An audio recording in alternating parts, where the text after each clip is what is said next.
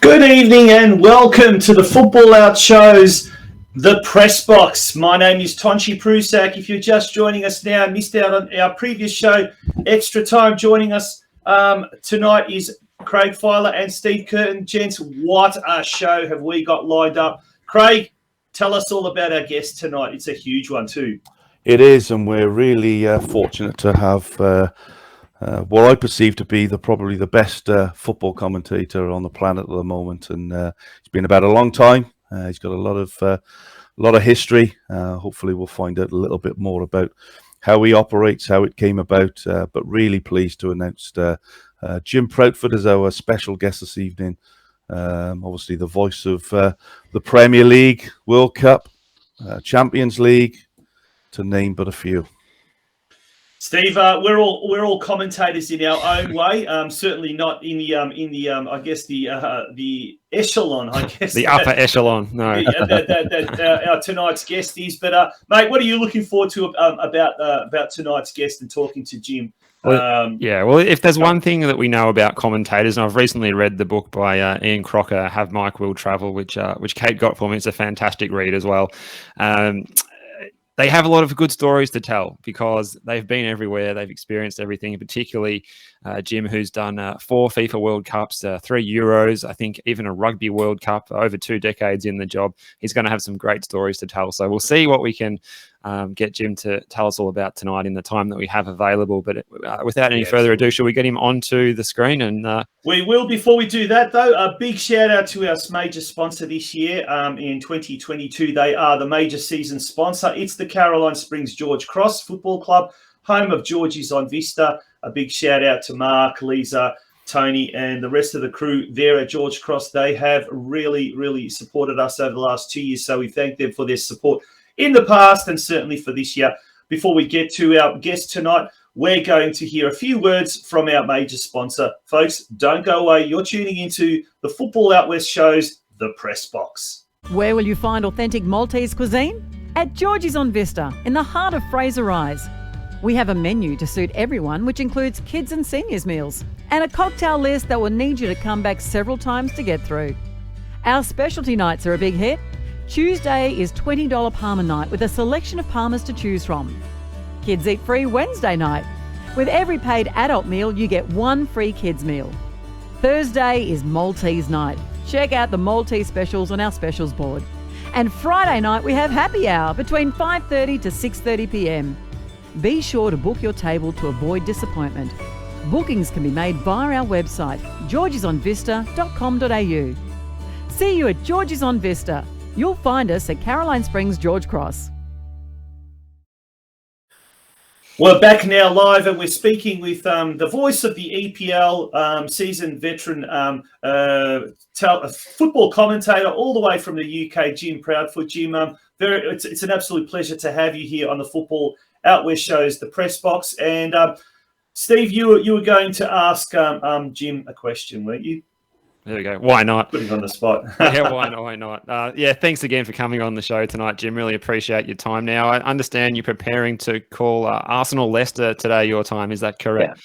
Do you want to talk a little bit about your preparation that you put in for a particular EPL fixture such as that, given that you've done a match yesterday, a match today? How much time were you having to put in to be as in tune with what's going to happen on the pitch when it comes to the first whistle going at 3 o'clock or whatever time that may be? Well, we all do it differently. The one thing that I haven't really been able to learn how to do over 30 years as a commentator is be able to condense the work sufficiently. It's like preparing for an exam, I think, that if you sit there and you put in the work in, then you will turn up to the game feeling that you're going to make a better job of it. So I guess for every game that I do, it probably takes anywhere between sort of 10 and 13, 14 hours of the preparation, which means that Thursdays and Fridays are very busy days, as you can imagine. What I like to do, I'm out on the road at the moment. I'm staying in Milton Keynes, having driven down from Manchester last night, and so I've got another hour to go to London today ahead of the game. But but nearly all of my work for today is already done. I'm not a sort of a frantic sort of last minute crammer. I won't be sat in the press lounge doing my work. I need to have it done by the time I set off from home, really. So Thursday and Friday this week were long days. Thursday I also had a Europa League game. I did Sevilla against West Ham, which are called for TalkSport, the radio station over here. So that made it slightly more compact schedule for me, and made Friday a longer day. But it's just sat down. I print everything off. A lot of guys have it all on computer. I don't. I need the notes physically in front of me, and it's although I don't write them, I type them all. But I've got sort of everything color coded. I've got a page with notes on all the players. I've got a page with sort of what I hope are salient points and things that might come up. 80% of it never does, but obviously you don't know what is going to happen. So I need, for instance, the game last night. You got to think, well, if Ronaldo scores the record-breaking goal, what might I say? And I don't write it word for word, but I have a few thoughts of sort of various scenarios that could arrive. We had another one yesterday, Harry Kane tying Wayne Rooney's record for the most number of goals scored away from home in Premier League history. So it's just thinking of the things that could come up if Manchester United end up being 3-0 down at half-time. What might I say? So it's sort of envisaging potential scenarios, and then writing. We're on air 10 minutes before the game starts, and that takes quite a bit of preparation to make sure that you're getting it right, you're making the points that you want to make, and trying to set up the game in the best way possible. So it all equates to, as I say, anything north of 10 hours worth of work for every game. Now, I'm making it sound like a hardship, guys. It's not a hardship. I'm commentating on football. So please don't think that I'm moaning about having to do some work. I'm really not. Yeah, we were talking about that last night, Steve, weren't we? About we had a young lad who was shepherding us last night to get some ideas, and he said, "How do you do it? Do you do it on your phone? Do you do it on your computer?" And Steve likes to do it on paper as well, and we highlight everything, and just makes it all easy. We have it sellotaped onto the desk so we can see our notes and stuff, and it just makes it easier. But everybody's different, but I want to go back to right to the start, Jim. As you said, 30 years ago. How did it all come about for you? Well, I didn't really know what I wanted to do for a living. I went to university, and my thought really was I'd had a bit of work experience working at stockbrokers, and I enjoyed that.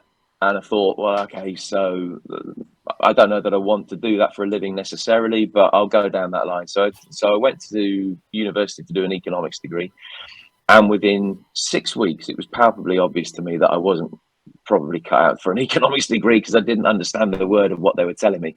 Instead of doing what everybody sensible would have done and changed to another degree course, I stuck with it, but got involved in the university radio station. And within about a week of doing that, I knew that that's what I wanted to do. This is it. I want to be a reporter. I would like to be a football commentator. I'd always have a love of football. I'd always had a love of radio in particular.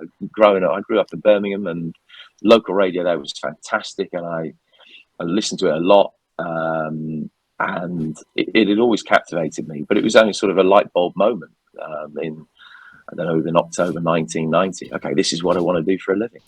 And then I had an extraordinary series of lucky breaks over the next 2-4 years, particularly.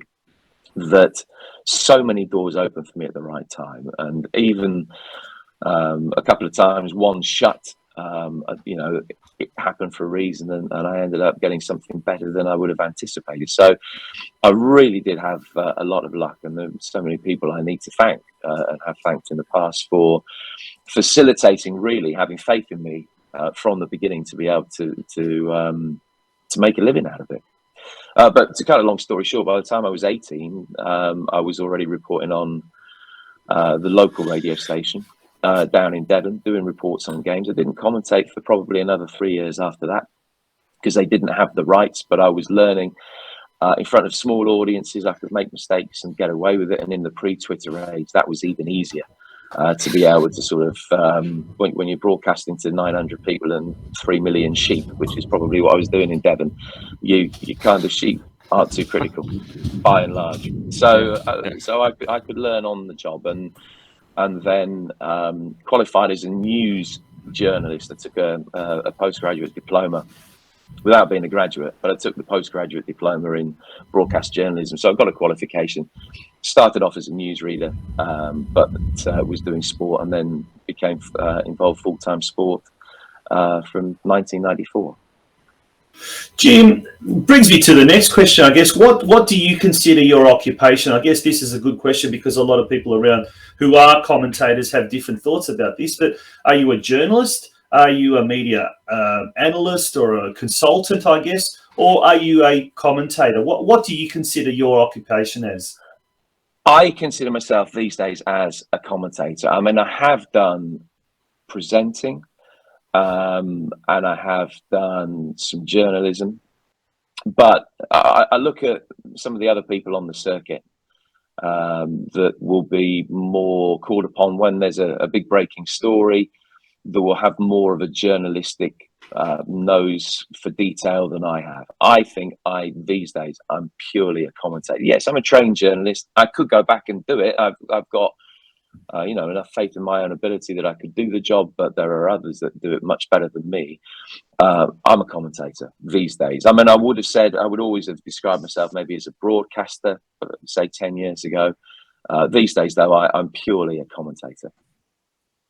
Now, the ability to travel, is that one of the best parts of the commentary when your northern hemisphere summer comes around? And I think was it your first World Cup in 2002? Was that the first one you attended? No, it was 98. Actually, 98 in France. Yeah, I didn't do the final that year, Steve, but I was in France up until the quarterfinals. So the last game I did that year was Croatia winning 3-0 against Germany in Lyon, and I'd done the odd game at Euro 96 where I hadn't commentated, but I've been part of the broadcasting team, so I was a reporter.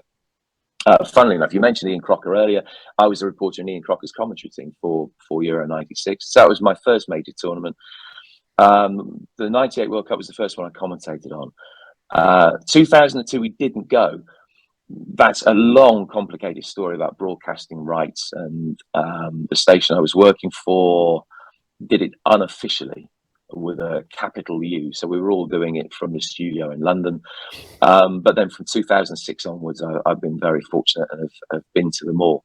And that is the best part of the job, the travel. To go to countries that you wouldn't normally go to. I mean, I went to South Africa, funnily enough, for the Rugby World Cup in 95, and then for the Football World Cup in 2010. And they were two wonderful summers. Brazil was interesting. I personally enjoyed the World Cup in Russia much more, and the one in South Africa. Now be careful, or you get taken off Brazil. There were fascinating places, and just the travel is marvelous. It's absolutely marvelous. Yeah. Definitely the best part of the job, and other places I've been as well. But 4 days in Albania. Which, when it was still a very different place to how it is now, that was more than 20 years ago, and that was fascinating. It's definitely the best part of the job. Yeah. Now, you're speaking there about World Cups, and obviously, as an Englishman and a proud Englishman, you are lucky enough to not lucky enough. You are the commentator for England internationals. 2018 World Cup semi-final. losing to Tonci's home country of Croatia with a Mario Mandzukic goal. What would that have meant to you as an Englishman first and foremost, and as a commentator, if England had got to a World Cup final and you were able to commentate? Well, that is the ambition, to be able to commentate on England winning a major final.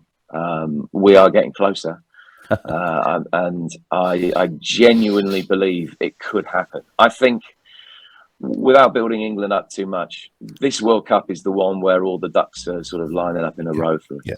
I think this is the chance. I'm not saying that England will do it. I just think that this is the best chance that they have had for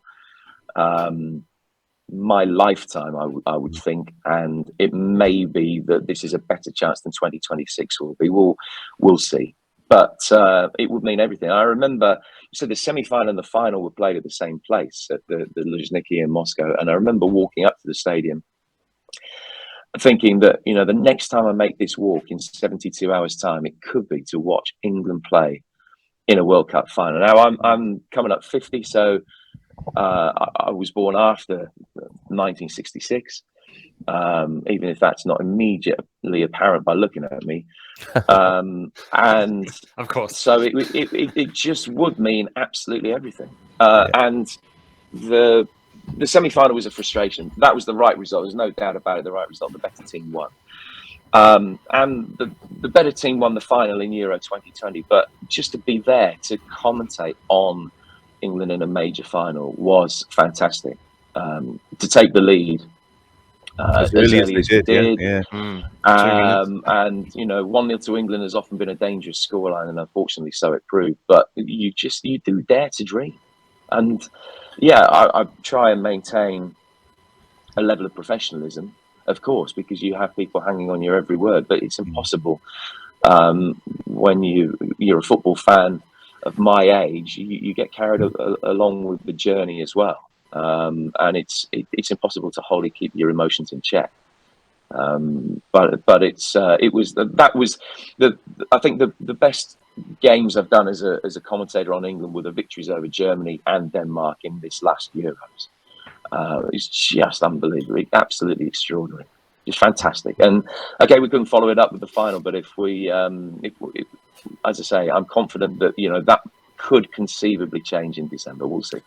And just going on to those finals there and the 2020, the fact that it was played around Europe and the England games were played at home, did that have a significant effect on the atmosphere, as you said? You know, your Denmarks, your Germanys. Did that really affect everything? And was it good in the grand scheme of football? You know, there was a few people said, "Oh, I don't like it. Should be played in one country." But given the fact, and you know, we were COVID bound. I actually loved it, if I'm honest. I thought it was great that teams could travel around Europe and play. But what were your thoughts as a commentator? It felt as though, Craig, that nowhere had particular ownership of the tournament. And I think that was a detraction. When you go to other tournaments and they're all based in one place, there is a feel that the tournament is going on. That didn't feel like the case in England. Yeah, there were big games coming up at Wembley, but it didn't feel as though that was the case. And we didn't travel very much. I went out to Rome for the game against Ukraine in the quarterfinals, but that was the only game that I travelled to. So it did seem like a very strange tournament. That you know, I was waking up in my own bed and seeing a lot of the family, which was fantastic, but most unlike you know, a typical tournament summer. It was strange. Now, there were plus sides as well, in that so many more fans in so many more countries around the world, particularly after what had preceded it, were able to take a part in the tournament. But I do feel as though perhaps it was an experiment that I personally wouldn't want to see repeated. I think that I'd be all for individual countries or groups of countries like the 26 World Cup in Mexico, Canada, and the States, it being on that sort of basis rather than being the sort of the widespread travelling circus that it was. That's only a personal view, but I'm hoping that they sort of go back to sort of plan A, really. Well, we're speaking with a long-time commentator, and he's the voice of the EPL, Jim Proudfoot. It's an absolute pleasure having Jim on the tonight's The Press Box. We're going to take a little bit of a break. We've got a couple of words from our main sponsors. When we return, Craig's got a really good question to ask about Manchester United, I suppose. Don't go away, folks. Is a rise. You'll find us at Caroline Springs George Cross. Looking for a bit of fun with your meals? Tuesday night is bingo night. Bingo books are $2, eyes down at $7. And we have a special bingo menu for you to choose from, so be sure to get in early and grab a bite to eat beforehand. Friday night is poker night. Registration is from 6:30 p.m, with poker starting at 7:30 p.m. Why not join us beforehand for happy hour? Kicks off at 5:30. We're also on Uber Eats, so you can enjoy your favourite Georgie's meals in the comfort of your own home. Find us on the app. Dining in? Be sure to book your table to avoid disappointment. Bookings can be made via our website, georgiesonvista.com.au.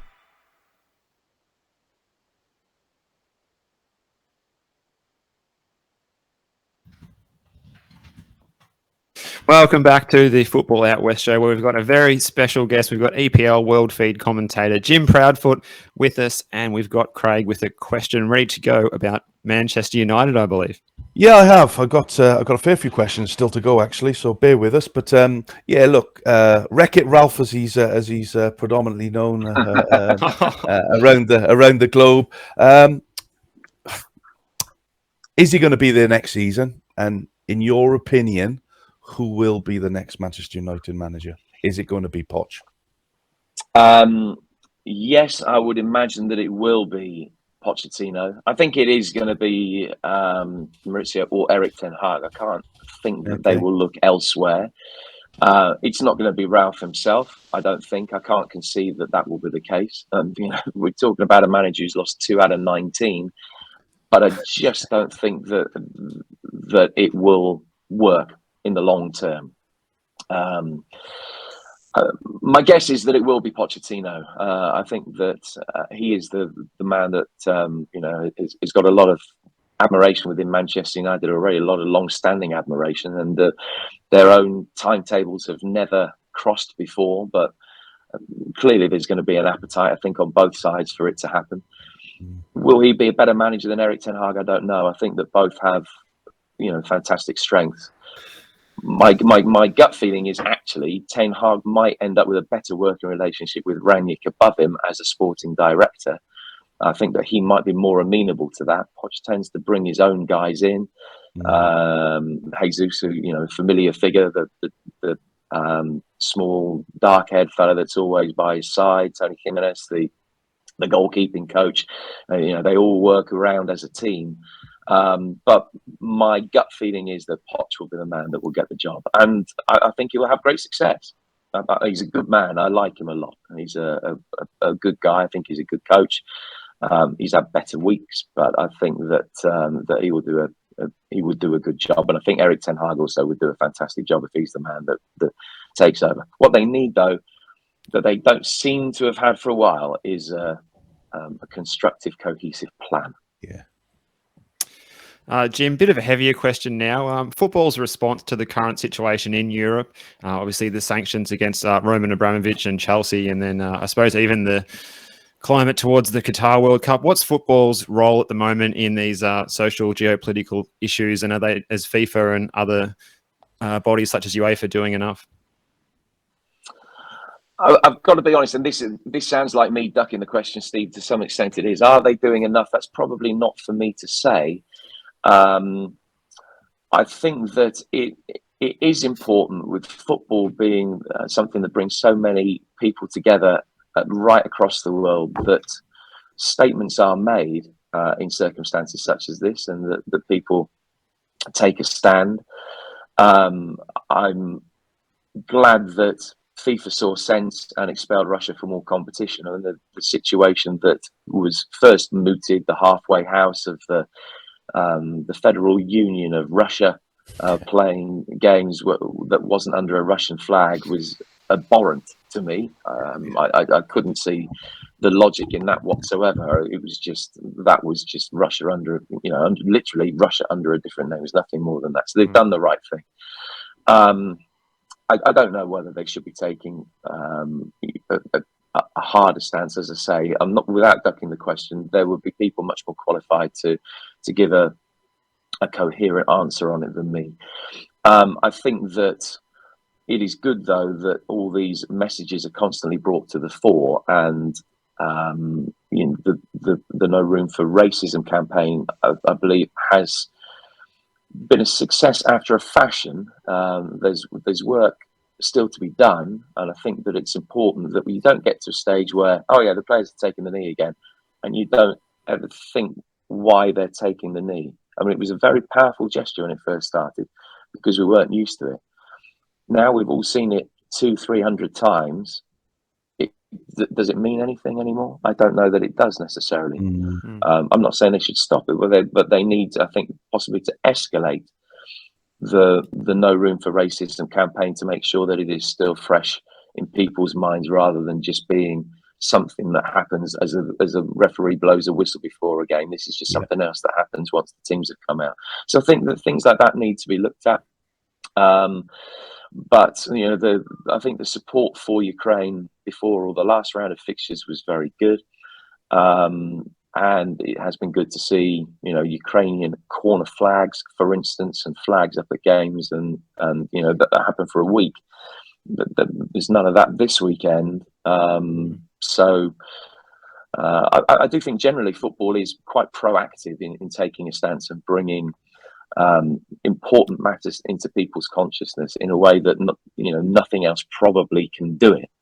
So football does have that social responsibility, and I think by and large it takes it well. There's always going to be room for improvement, though, in every facet of it, and there are people, as I say, who will be better qualified to give advice as to how that can go on and where it could improve.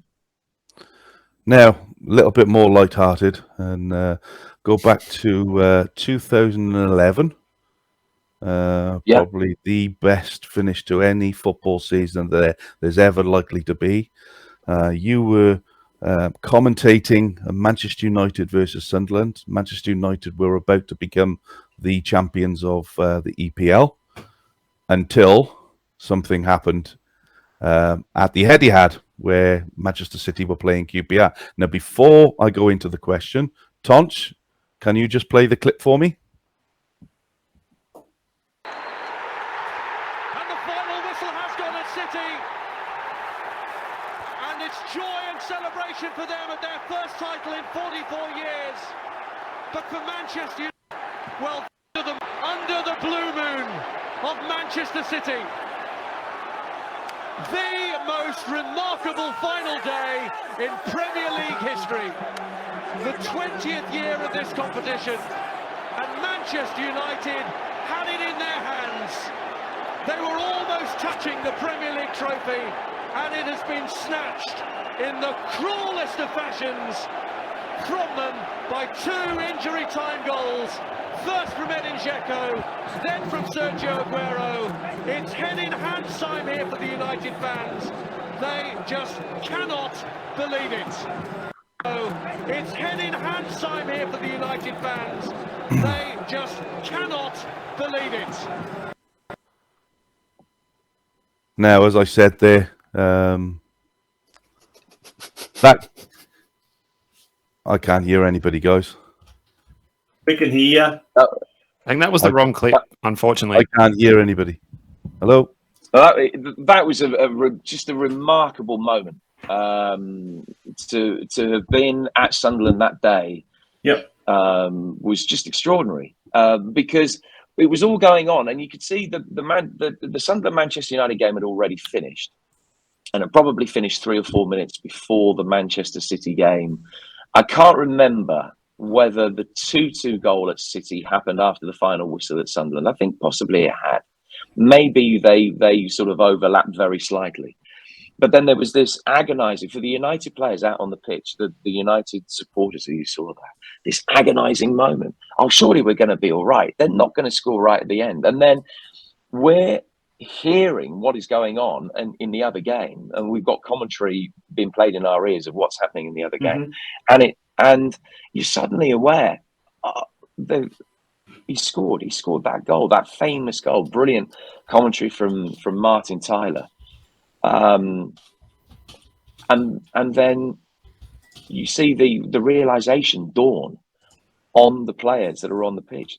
It hasn't happened for them. They have lost. And we were sort of parroting what was happening. They've scored, and all of a sudden, people looking around, the players are looking up from the pitch, up at the press box where we are. They've scored. City have scored. City are 3-2 up. So it was kind of us that was letting them know what was happening. And then the Sunderland fans were euphoric. You know how it is with football supporters delighting in the adversity of somebody else. So their celebrations were wild, and Fergie had a face of thunder, and the Man United fans stormed off the Man United players, but I beg your pardon, stormed off the field, knowing that it hadn't happened for them. But it was just an extraordinary climax. There'll never be another end to the season like that. There was the one at Anfield back in '89 where the famous Arsenal-Liverpool game where Michael Thomas scored the last kick to take the title to Arsenal rather than it stay at Liverpool. But those are the two that really will always stand out in everybody's memories. And just to be there and to see it all unfold was extraordinary. Steve, Jim, what about yourself as a football fan when you're not commentating? Do you like to go along and watch your team? I believe your local or favourite team is Torquay. Yeah, I don't get too many chances to go and watch them, which is a blessing because they are bang average. I think it's fair to say we're halfway down the National League, which is Division 5. I do get the chance to go and see them whenever I can. I'm going to go down in 10 days' time. It's not a short trip these days. It's about 120 miles from where I live, so it takes a bit of an effort. And clearly, I'm in the fortunate position that when football is on, I tend to be working, so I don't get to see them very often, but I do still go. One of my lads played very briefly at a lower standard than that, but the team that he was last on the books of have reached the semi-finals of the FA Vase, which is a cup competition with a Wembley final for the teams that are in effectively divisions 9 and lower. So there's great excitement for that as well. So that's football played ordinarily in front of maybe 100 people. So I find it very relaxing just to go to games when I'm not working. It's a lot of my mates can't understand it. Why you see so much football? Why are you spending your